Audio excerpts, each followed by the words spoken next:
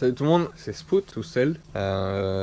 Pourquoi tout seul? Parce que là on est dans plein jour de semaine, donc je suis pas avec Enzo. Pourquoi je fais cette petite vidéo? De toute façon vous l'avez vu dans le titre. Nous avons un moteur serré. Alors, la moto à 4 heures, bon, elle est juste derrière, flemme de le montrer, mais elle a 4h40. Et en fait ce qui s'est passé, c'est que j'ai fait un tour d'environ 1h30, donc je suis rentré, pas de soucis avec Enzo, en plus on était à 2 sur la moto, donc à pleine bourre, pas de soucis, on rentre la moto, ça va le lendemain, et puis je me suis dit bon, je vais aller lever, je descends, et je fais, crac, compression, mais elle démarre pas, putain c'est bizarre, d'habitude premier coup de kick, même froid avec le starter, démarre même sans starter, démarre, bon, tant pis hein, je me mets, je kick, putain c'est quoi ce kick mou? Le kick il était aussi mou que là, hein, sans cylindre, hein. Plus de compression, aucune compression. Je suis la merde. Là, il y a un problème. J'ai regardé plein de trucs, si ma culasse n'était pas desserrée, si ma bougie n'était pas desserrée. Toujours pas de compression. J'ai regardé si j'ai de l'allumage. Peut-être qu'elle a plus de compression, mais peut-être qu'elle démarre quand même. Non. On monte la moto, on la pousse sur 10 mètres. Je passe une première. Enzo continue à me pousser. Impossible d'allumer. Je sais bon, mais elle cherche pas, j'ai serré. On démonte. Première chose qu'on va regarder, qu'on remarque, enfin que je remarque en fait, je le remarque après, mais qui n'est pas top. C'est voilà. Je sais pas si on le voit bien la caméra, mais en fait j'ai du jeu de bielle, mais énorme, hein. Là je suis en point haut, attendez, là je suis en point bas, là je suis en point bas, et c'est limite si ça tape sur les masses, donc niqué, voilà, on voit bien avec le point haut, donc j'ai un bon jeu de bielle que je n'avais pas avant. Voilà, bon, la bielle d'origine a plus de 10 000 km, ça c'est sûr, c'est une certitude vu comment elle bouge. Donc je vais devoir changer le vélo. Donc premièrement, hein, le vélo d'origine avec borne inconnue n'a pas supporté le kit 80 top perf, trop nerveux. Donc voilà, donc ça c'est une première chose. Donc voilà. Donc on va voir tout de suite pourquoi j'ai serré. Je suis désolé, hein, je suis habillé en chantier. Je reviens du taf. Donc voilà ce qui s'est passé. Donc vous voyez que on a une ligne de chauffe sur tout le piston, donc le piston a chauffé sur toute la longueur sauf ici, donc il a chauffé, donc c'est un piston et un cylindre non nicasilé, bien noir derrière, j'ai pas fait comme ça. En tout cas le cylindre n'est pas nicasilé, donc en tout cas il n'y a pas de nicasil, donc dans tous les cas même si je serre, je peux faire en sorte que ça refonctionne s'il n'y a pas de creux. Le piston, à part qu'il a chauffé, ça va, dans tous les cas j'ai un peu frotté avec du papier de verre très fin pour enlever le noir. Le haut aussi, on va frotter un peu, il y a beaucoup de dépôts de calamine, mon mélange doit être un peu trop riche, ou alors mon pot, vu que c'est un 50-70, doit pas bien éjecter les gaz d'échappement et le non brûlé. Et en fait, qu'est-ce qui s'est passé? Tout simplement, ça a chauffé. Et ce qui s'est passé, c'est j'ai pas non, et encore. En fait, j'ai serré, j'ai même pas serré en fait. J'ai comme eu un pré-serrage au niveau de mon segment a chauffé, s'est dilaté. Là pour vous dire, je peux plus le rentrer et a collé. Il a collé. Donc pour le sortir, c'est pour ça qu'il y a des petites entailles là. C'est moins le sortant, donc il faudrait que je ponce pour que ce soit bien lisse, pour pas griffer le cylindre. On a tout simplement serré, en fait, mon segment a chauffé. Donc je pense ce qui s'est passé, c'est que j'ai chauffé beaucoup pendant que j'ai tourné. Je suis rentré, je l'ai arrêté, j'ai pas retourné avec et j'ai retourné 2 jours après. Et en kickant, ça a dû faire une friction.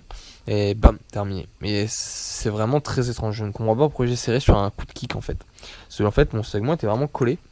Je l'ai sorti, il bougeait pas, j'ai dû le forcer avec un tournevis super fin. Même pas, avec une aiguille pour le sortir un petit peu et ensuite au tournevis. Le cylindre, comme vous voyez, il n'y a rien, à part cette petite entaille là. Je pense que vous le verrez même pas à l'image. C'est l'endroit où le segment se replie sur lui-même. C'est même pas une entaille, c'est une petite griffure. Ça se sent pas au toucher.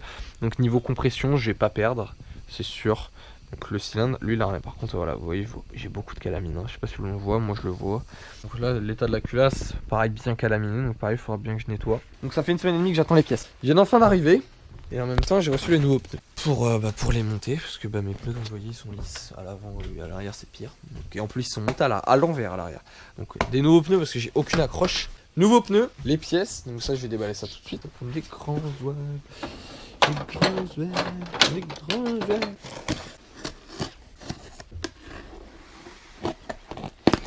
Ouais, c'est pas pratique sur le capot d'une BM. Hop. Donc, qu'est-ce qu'on a commandé du coup? Toujours bien emballé, hein, les colis coûtent face au CMR.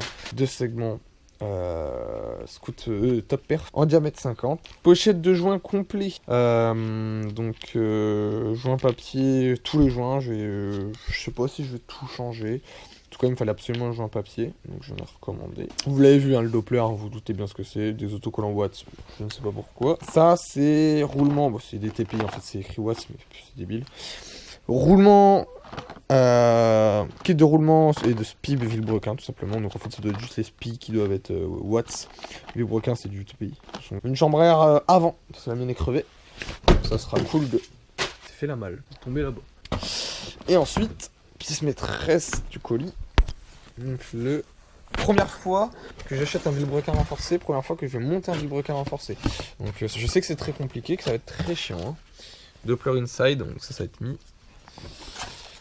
Bon voilà, tout simplement, un vilo renforcé. Oh, j'ai déjà une cage à aiguille, ça c'est cool. Doppler endurance, voilà. Donc je pense que c'est même pas... j'ai même pas besoin de donner mon avis sur ce vilo.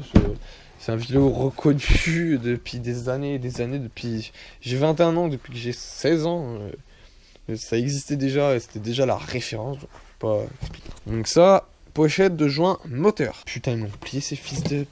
Mais c'est des handicapés. Regarde-moi ça, par contre, ça c'est pas normal de recevoir un colis comme ça. Prenez un carton plus grand. N'importe quoi, ils m'ont plié les joints, quoi. J'ai juste un petit coup de gueule à passer, bon, pour ceux qui seront restés jusqu'à la fin de la vidéo. Je commande chez Scootfast, hein. Après, j'ai encore de recevoir un colis de Scootfast. Mais je suis déçu de Scootfast. Le 80 Top Perf. Et cette configuration, c'est pas moi qui l'ai choisi. Je l'ai choisi dans le gros... Enfin, dans le détail, mais le gros de la config, c'est même moi qui l'ai choisi, c'est Scootfast. Et pour la Derby, donc pour les Euro 3, pardon, un 80 all day. Donc all day tous les jours, donc une moto qui est faite pour rouler tous les jours, aller en cours, etc. avec.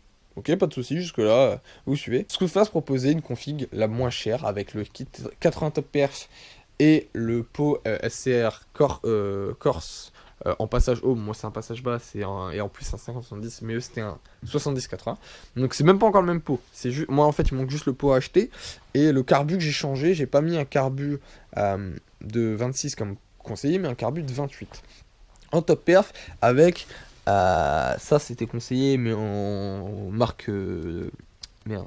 pipe d'admission en marque Scootfast, et j'ai mis une boîte à clapper mal aussi, donc, voilà. Donc c'est le seul truc qui change. Après le reste c'est même pas moi qui ai choisi, j'ai vu ça, j'ai dit ok go. Dedans j'ai un embrayage renforcé Watt. Ce qui m'embête, c'est que cette config est soi-disant faite pour rouler tel quel, acheter, monter, emballer, c'est peser. Donc sur vélo d'origine qui a moins de 10 000 km. Donc ça, le vélo, c'est ma faute, je ne savais pas combien de kilomètres il avait le vélo. C'est normal. De toute façon, je comptais le changer. Ce qui m'embête, c'est ça, c'est l'embrayage. En fait, il faut juste mettre des ressorts plus durs. Tout simplement. Et les ressorts d'origine sont pas plus durs.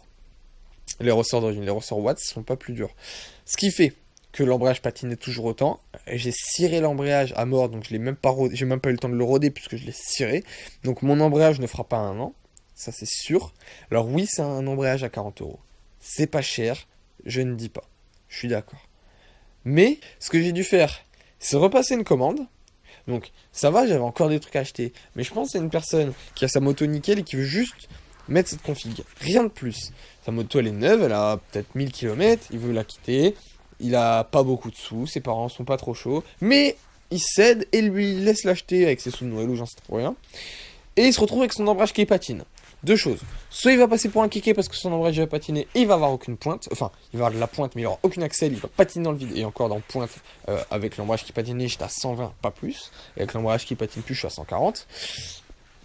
Donc soit il va passer pour un kéké, soit il va se dire, merde, il y a une couille quelque part, il s'y connaît un petit peu, merde, il y a une couille quelque part, ça patine, ça pue l'embrayage, ça avance pas, il y a une couille.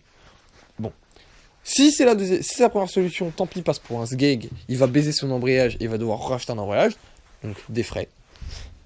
Et s'il s'en rend compte, ben il y a quand même des frais, parce qu'il va devoir déjà redémonter son bac. S'il a patiné un peu avec, son huile va être noire, donc il peut la changer, donc un bac d'huile Most, parce que bien sûr, il suit la config conseillée, donc il suit le Most. Most, 1 litre d'huile, 17 €.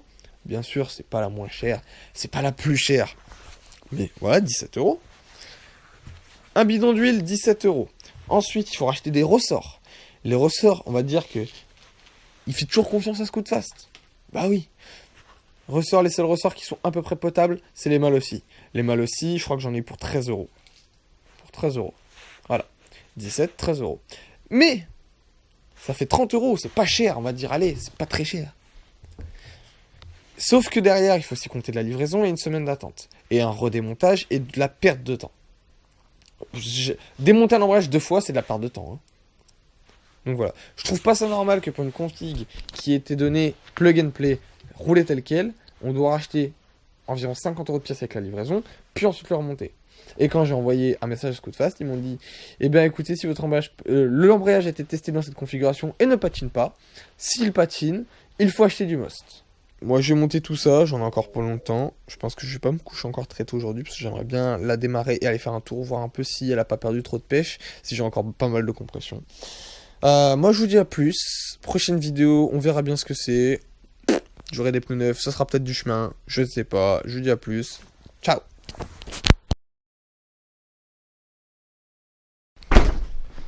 Bon allez, je vous reprends, en fait, avant de partir.